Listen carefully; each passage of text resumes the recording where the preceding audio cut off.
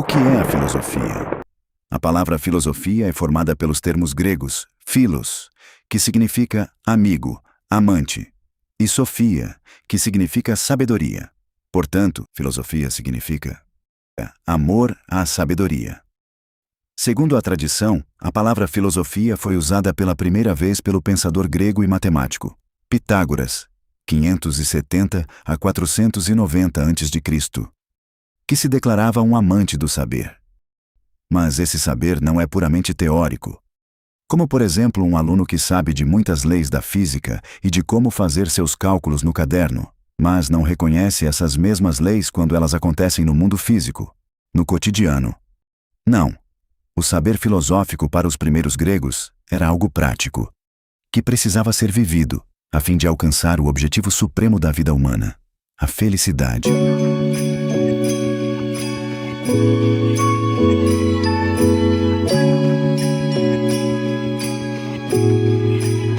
Os primeiros filósofos se reconheciam como aquele que buscava, praticava e ensinava um método, um caminho para a boa vida, o bem viver. A experiência filosófica. Bom, o que é preciso para fazer a experiência filosófica? O que você precisa fazer para pensar sobre o sentido maior que move todas as nossas ações? Bem, você precisará seguir 3 passos. O primeiro é o estranhamento, a ruptura. Quando seguimos a rotina, estamos no automático e nunca paramos para questionar o sentido das coisas. Mas quando estranhamos uma situação, ou quando paramos para pensar o motivo maior dessa situação, estamos vivenciando o estranhamento. Por exemplo, quando uma criança pela primeira vez vê um cavalo, arregala os olhos, aponta para o animal e pergunta para os pais: "O que é aquilo?"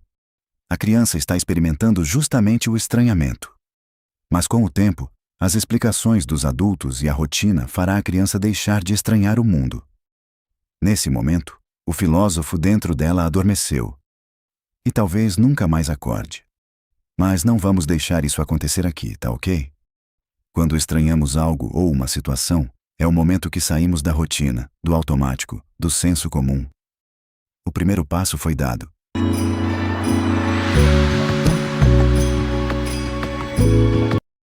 O segundo passo, o questionamento ou indagação. Ao estranharmos o mundo, passamos a questioná-lo. Por exemplo, vemos pessoas simples, de poucos recursos financeiros, expressando extrema alegria em viver. E podemos nos perguntar, ao sermos impactados por essa experiência: essa pessoa é feliz? E então partimos para uma indagação mais ampla. O que é a felicidade? É então que somos atingidos pelo terceiro passo.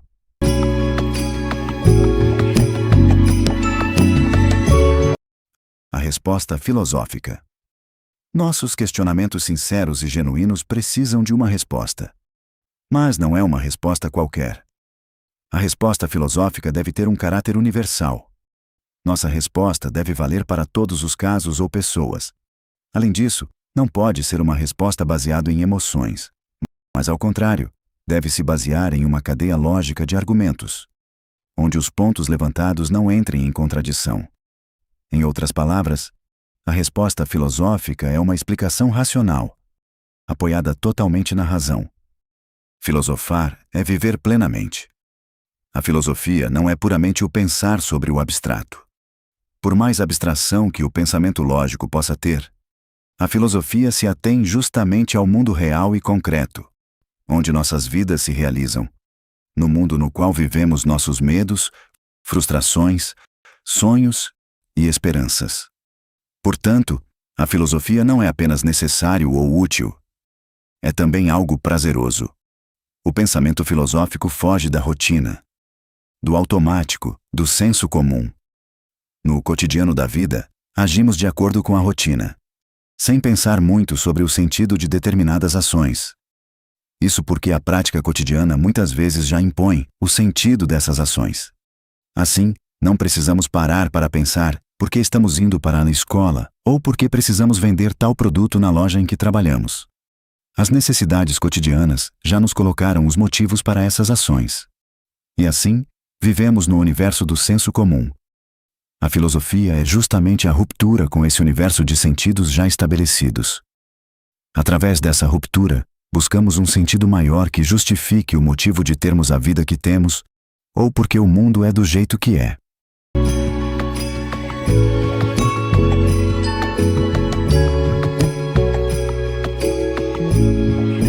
A felicidade. Alguns filósofos argumentam que o sentido último da vida é a felicidade. E, portanto, a filosofia seria o pensamento que se pensa na tentativa de concretizar essa felicidade buscada. Assim, todas as nossas ações, sejam elas pensadas ou não, inseridas na rotina ou não, teriam como fim último a felicidade. Mas até mesmo nossas ações destrutivas ou egoístas nasceriam de nossa tentativa de ser feliz. Será que buscamos com tanto fervor a felicidade que acabamos de tomar decisões que iriam nos trazer a infelicidade? Por exemplo, alguém que comete um assalto ou que engana para obter dinheiro, estaria tentando ser feliz. Mesmo que isso lhe causasse o efeito contrário, a infelicidade, ao ser preso ou difamado nas redes sociais? Bom, essa é a hora que você deveria parar o vídeo, pensar sobre essas perguntas e deixar sua opinião nos comentários. Você já reparou como o tema da felicidade é central na filosofia e na vida humana? Numa análise rápida, poderíamos elencar algumas supostas fontes da felicidade. 1. Os bens materiais e a riqueza. 2. Status social, poder e glória. 3. Os prazeres da comida e da vida sexual. 4. A saúde. 5. O amor e a amizade. Poderíamos deduzir que a falta de algum desses itens seriam a causa da infelicidade. Mas é curioso perceber que pessoas que desfrutam de tudo isso, ou os possuem em excesso, não se sentem felizes. A lista feita acima pauta a felicidade em coisas materiais e externas, que afetariam o indivíduo. Mas, para os primeiros filósofos, a felicidade estaria mais relacionada com o comportamento e a parte intelectual, ou espiritual. Essa perspectiva é menos individualista e concebe a felicidade como um processo coletivo, que precisa ser alcançado na comunidade em que vivemos. Ou seja, para os primeiros gregos, não existe a felicidade da pessoa. Ninguém é feliz sozinho. Como se sentir feliz sendo rico, com saúde e prazeres, enquanto a maior parte das pessoas ao seu redor vive na miséria, no estresse e na falta do básico? Viver assim seria realmente felicidade? Ou apenas egoísmo disfarçado de meritocracia?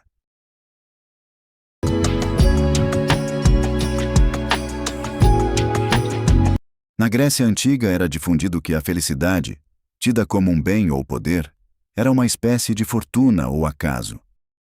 Algo instável, que dependia tanto da habilidade pessoal ou sabedoria em viver, como da boa vontade dos deuses.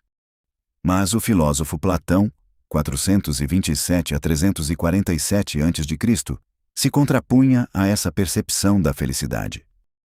O discípulo de Sócrates defendia que a felicidade era algo estável, duradouro. Mas, para isso, era preciso saber buscá-la. Para esse filósofo, o mundo material, esse mundo nosso, percebido pelos sentidos do nosso corpo, é enganoso. Nele tudo é instável. E, portanto, buscar a felicidade no mundo é um erro ou engano. A verdadeira felicidade está no mundo das ideias, ao alcançar o conhecimento da ideia do bem. Então vamos entender melhor o argumento de Platão. Para ele, o ser humano é essencialmente alma, a qual é imortal e existe antes do corpo. E o lugar da alma não é neste mundo físico. O pensador dividiu a alma em 3 partes. A alma ligada aos desejos do corpo, a alma ligada às paixões, às fortes emoções, como o ódio, e a alma racional, a qual se vincula ao conhecimento. A alma racional controlaria as paixões, e esta, por sua vez, controlaria os desejos do corpo. Platão defendia que, através da dialética, a pessoa, ao usar de sua razão, alcançaria pelo pensamento uma realidade oposta ao nosso mundo físico. Alcançaria o mundo das ideias, a verdadeira realidade. Através da dialética, poderíamos meditar sobre as ideias perfeitas, até alcançar a maior de todas as ideias, a ideia do bem. E é essa ideia que guia todas as outras ideias perfeitas, como a ideia de justiça, beleza e coragem. Assim, ao entendermos todas as nuances que constituem a ideia do bem, teríamos clareza de qual caminho seguirmos para alcançar a felicidade. Portanto, através do conhecimento viveríamos o bem, e pela bondade chegaríamos a uma vida feliz. Mas, como a felicidade não é pessoal, através da vida em sociedade, da vida política, o homem promoveria o bem geral, o bem comum, o bem de todos. O bem compartilhado é o caminho para a felicidade. Agora você percebeu como a vida política para Platão é fundamental? Quando falamos, isso é coisa de político. Político é tudo igual. Não é disso que Platão está falando. Ele está pensando em como podemos viver da melhor forma possível nossa vida em sociedade. Mas se estamos vivendo numa sociedade que valoriza o individualismo, a competição, o consumo, onde uns se sentem melhor que outros pela cor da pele, pelo dinheiro ou bens que possui, destruindo florestas, animais e rios pelo lucro, será que estamos indo pelo melhor caminho?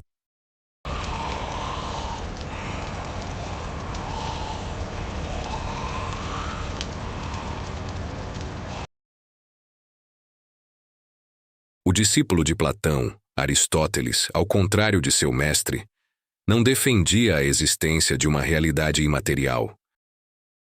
O potencial humano se realiza neste mundo, o qual podemos ver, tocar e pensar sobre. Para ele, a virtude de cada coisa está em seguir sua natureza. E assim sendo, terá uma existência prazerosa e plena. Nesse sentido, por exemplo, forçar uma laranjeira a produzir abacate seria algo desvirtuoso, pois estaria indo contra a própria natureza do pé de laranja.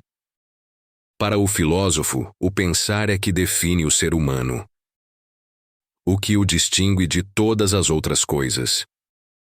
Desse modo, uma sociedade que possibilita à pessoa desenvolver sua capacidade de pensamento é uma sociedade que valoriza plenamente a humanidade, que valoriza a virtude humana. Assim, a felicidade passaria pela capacidade em pensar.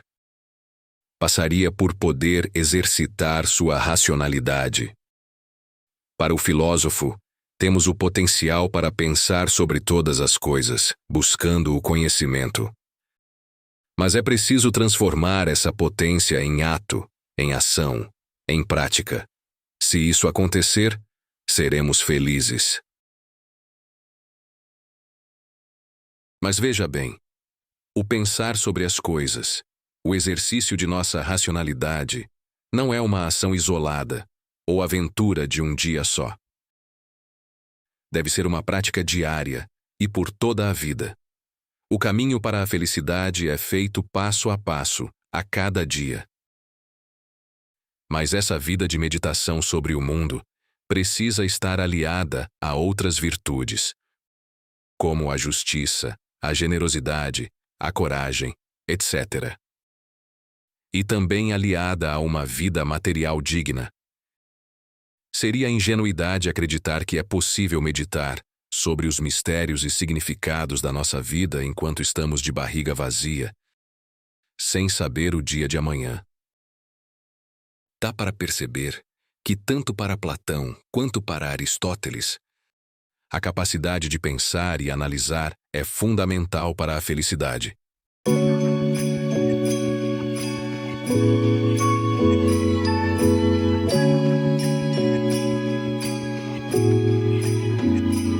Epicuro, o caminho do prazer. Mas Epicuro, 341 a 271 a.C., nos surpreende ao defender o prazer como o caminho para a vida feliz. Para o filósofo, no mundo, tudo é matéria. E na realidade humana, tudo é sensação.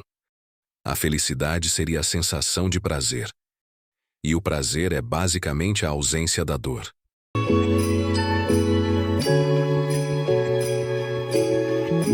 E como podemos evitar a dor? Epicuro responde que é preciso fazer 3 coisas. Primeiro, acabar com certas crenças. As preocupações religiosas e as superstições nos colocam medos, os quais nos causam sofrimento. Para o filósofo, nossa sorte no mundo em muitas vezes é aleatória e não dependem de Deus nenhum. Pois o mundo funciona como uma máquina, com mecanismos próprios, e que em nada a nossa vontade irá influenciar. Ao percebermos essa aleatoriedade, na qual não existe um sentido maior nas coisas, deixamos de temer a morte. A morte é a ausência de sensações. Na morte não há prazer e nem dor. Não há nada, pois nós não existimos mais.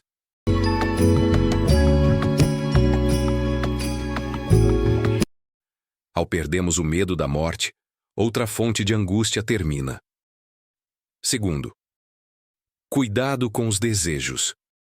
Quem espera muito das coisas tem grandes chances de se decepcionar.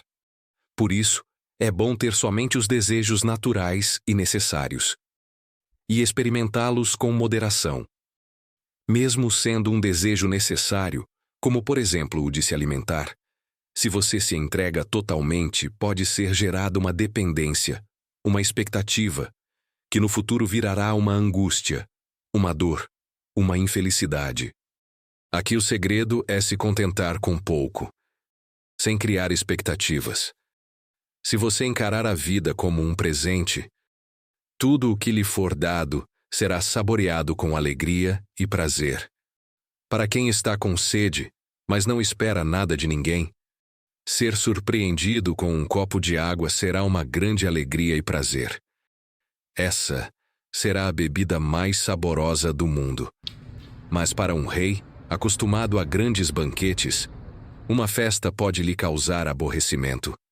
Se ele criou uma grande expectativa sobre a festividade, a qual não foi correspondida.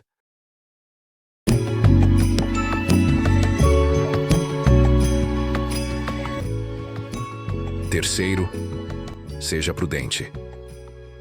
Como muitos prazeres não causam a felicidade, é preciso saber distinguir os prazeres e saber dos quais usufruir com moderação.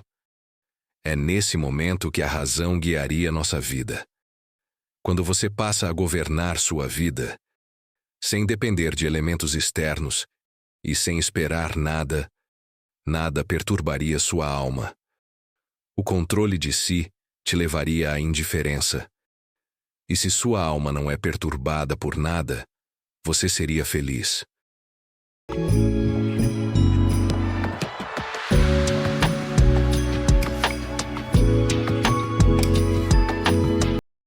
O estoicismo. Não lute contra o destino. Outra corrente filosófica muito próxima do epicurismo é o estoicismo. Sua origem está em Zenão de Cício, 335 a 264 a.C. Para os estoicos, a felicidade é viver e aceitar a ordem cósmica. E o destino inscrito nessa ordem. Para eles, o universo é harmonioso e ordenado, e é feito de matéria e inteligência. Essa inteligência podemos chamar de espírito ou Deus. Mas aqui há uma grande diferença para o Deus cristão. Enquanto que o Deus cristão é separado do mundo, o espírito que governa tudo, o estoicismo, está entranhado no mundo, na matéria, não se separando. Essa inteligência divina é boa e rege o universo em direção ao bem. Portanto, por mais coisas desagradáveis ou tragédias que aconteçam na esfera individual, todo, o mundo é bom e é guiado pelo bem. Nosso mundo é o melhor que podia ser, pois é guiado pela vontade divina. Assim, tudo o que acontece na ordem natural acontece porque é necessário. Cada pessoa nasce com um destino definido. Nossa vida não é pessoal, individual, mas está inserida no todo, na coletividade. E como a razão divina guia a matéria e guia o todo, nosso destino é o melhor que poderia ser. Essa é a visão cosmológica dos estoicos. E nessa visão, ser feliz não é ter o que se quer.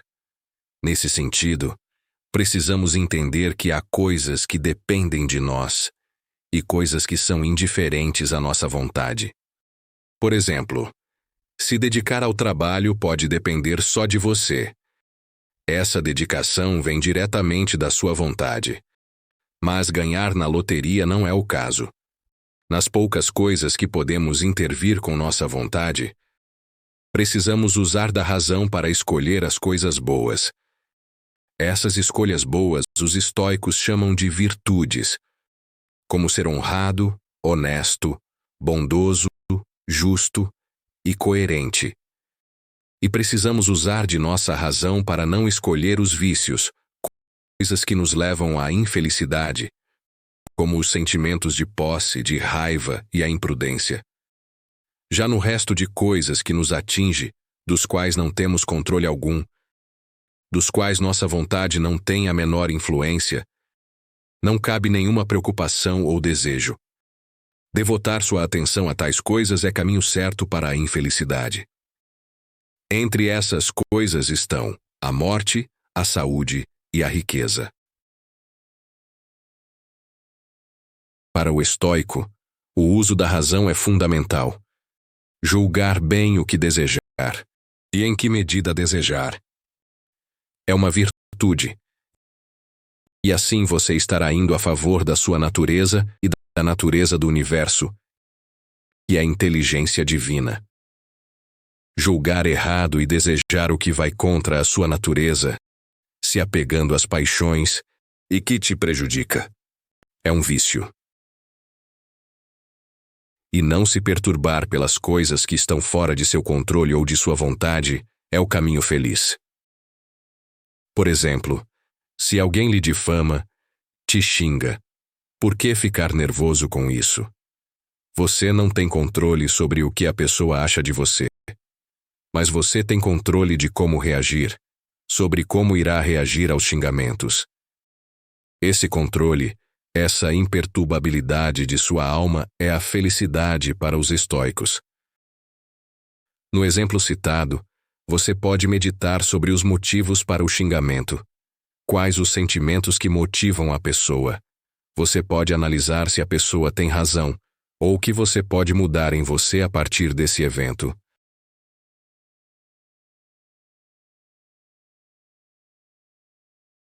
O destino não deve nos perturbar, pois não podemos controlar nosso destino.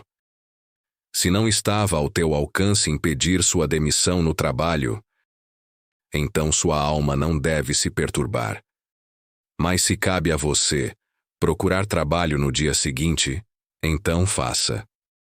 Se nascestes pobre numa dura realidade social, abrace seu destino. Eu sei, esse ponto do pensamento estoico é bastante polêmico, mas devemos tentar aproveitar os conceitos que julgamos possíveis de serem vividos e criticar, até duramente, o que nossa razão não aceitar. Mas aprender coisas diversas sempre é bom, mesmo aquilo que não concordamos. Ouvir, aprender, analisar e pôr em prática o que passou pela peneira, acho que isso iria ajudar e muito nosso amadurecimento enquanto pessoa humana. Acho que Sócrates, Platão e Aristóteles, Epicuro e Zenão iriam concordar com isso. Você concorda?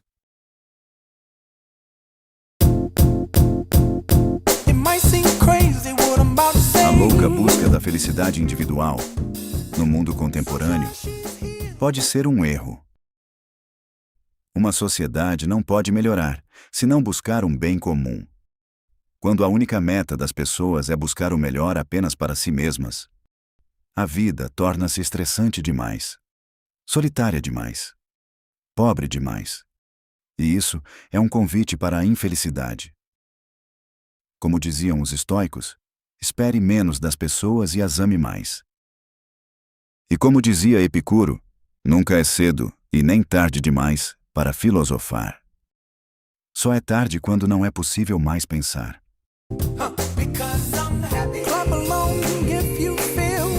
Por hoje fico por aqui. Espero que tenham gostado da visão de alguns filósofos da era clássica sobre o tema da felicidade. Até um próximo tema.